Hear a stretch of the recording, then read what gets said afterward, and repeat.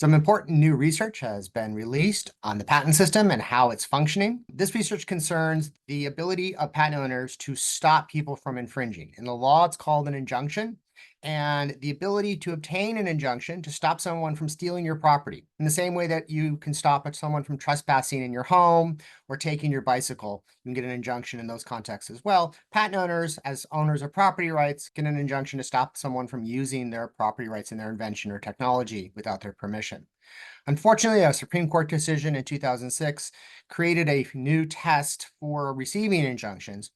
And it has long been said that this test has had a very radical negative effect on the ability of patent owners to enforce their property rights. This claim has now been confirmed.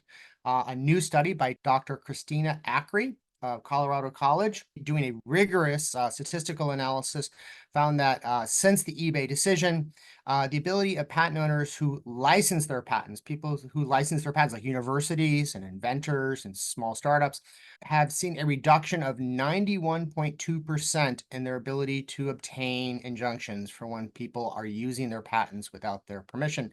And even manufacturing companies have seen a reduction of 66.7% in the ability to receive injunctions when people are using their patents without their permission, stealing their inventions. This is really significant because this is now serious statistical data that confirms that there is a fundamental problem in the patent system today, that patents are not being secured by courts as property rights, and the ability not to be able to say no to someone stealing your property undermines and devalues your property. If someone can come and start living in your bedroom and you can't kick them out, if you want to sell your home, someone's going to discount the fact that there's now a stranger in the bedroom.